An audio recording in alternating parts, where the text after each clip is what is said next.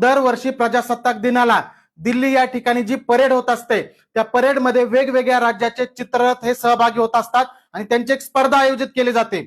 यावर्षी महाराष्ट्राचा जो चित्ररथ सहभागी होणार आहे त्याच्याबद्दल आणि चित्ररथाबद्दलची इतर माहिती आपण पाहूया। तर बघा, या वर्षीचा जो प्रजासत्ताक दिन असणार आहे हा 77वा प्रजासत्ताक दिन असणार आहे आणि या प्रजासत्ताक दिनाच्या 16 जो कर्तव्य पथ या ठिकाणी आयोजित केला जातो दिल्लीमध्ये, त्या ठिकाणी जो महाराष्ट्राचा चित्ररथ सहभागी होणार आहे त्या चित्ररथाचा यावर्षी विषय असणार आहे गणेश उत्सव आत्मनिर्भरतेचे प्रतीक। या विषयाचा या थीमचा चित्ररथ आपला महाराष्ट्र त्या ठिकाणी दाखवणार आहे आणि हा उत्सव कर्तव्य पथावर असणार आहे। एकूण 30 चित्ररथ त्या ठिकाणी सहभागी होणार आहेत। मागच्या वर्षी म्हणजे 2025 चा जो प्रजासत्ताक दिन झाला त्याच्यामध्ये उत्तर प्रदेशचा चित्ररथ पहिल्या क्रमांकावर आला होता।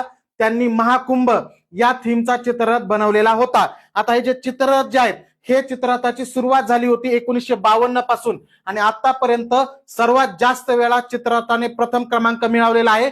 कर्नाटक राज्याच्या चित्ररथांनी आतापर्यंत 8 वेळा हा पुरस्कार मिळवलेला आहे। महाराष्ट्राने आतापर्यंत सर्वोत्कृष्ट चित्ररथ हा पुरस्कार 7 वेळा मिळवलेला आहे। 1981 आणि 2018 ला शिवाजी महाराजांच्या राज्याभिषेकावर होता, 1983 ला बैलपोळा, 1993 ला गणेश उत्सवाची शताब्दीचा विषयाचा होता, 1994 ला हापूस या थीमवरचा होता, 1995 ला बापू स्मृती या थीमचा चित्ररथ होता आणि 2015 ला पंढरीची वारी हा जो थीमचा चित्ररथ होता। या सगळ्या चित्ररथांनी महाराष्ट्राच्या आतापर्यंत 7 वेळा प्रथम क्रमांक मिळवलेला आहे। चालू घडामोडीच्या अशा महत्त्वपूर्ण अपडेट आपण दररोज आपल्या महाराष्ट्र अकॅडमी ऍपवर पीडीएफ स्वरूपामध्ये उपलब्ध करून देत असतो। त्यामुळे आपलं महाराष्ट्र अकॅडमीचे ऍप डाउनलोड करा, तिथे तुम्हाला चालू घडामोडीच्या दररोज मोफत पीडीएफ मिळणार आहेत।